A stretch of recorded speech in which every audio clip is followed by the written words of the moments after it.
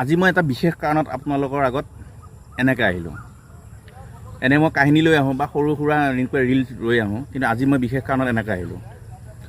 মোক কইনা ঘৰৰ পৰা ফোন কৰিছে, শাহুমাই ফোন কৰিছে যে তুমি আহিছিলা নেকি আমাৰ গাঁৱলৈ। মই কৈছোঁ মাই মইতো যোৱা নাই, তুমি আহিছিলা নেকি একদম চিন্তা কৰি কোৱাচোন, আহিছিলা নেকি। মই কৈছোঁ মই অহা নাই, মই কিবা দৰকাৰ থাকিলে মই ফোন কৰিয়ে যাম আপোনালোকৰ ঘৰত বা গাঁৱত।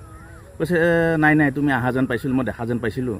মই কৈছোঁ মাই মই সঁচা কথা কৈছোঁ মই যোৱা নাই। নাই তুমি আহিছিলা, একদম এনেকুৱাকৈ দাঁত দি কৈছে তাৰমানে তুমি আহিছিলা।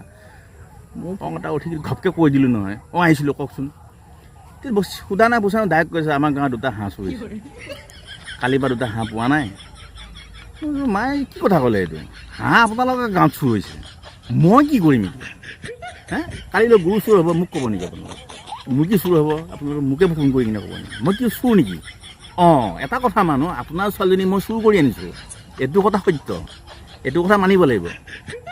মই আপোনালোক ছোৱালীজনী পলুৱাই আনিছোঁ বা চুৰ কৰি আনিছোঁ সেইটো কথা মই মানো, কিন্তু সেই বুলি কিনে মই হাঁহ 2টা চুৰ হ'ল গাঁৱত আপোনালোকৰ মোকে ধৰিব, কালি গৰু এটা চুৰ হওক মোকে ধৰিব, 80,000 কোনে ভৰিব। এইবিলাক চুৰৰ বদনাম নিদিব। আৰু আপুনি যি লাষ্ট ফোন কৰিলে আৰু কিন্তু মোক ফোন নকৰিব। অঁ মই বেয়া কৈছোঁ নি গাইছ।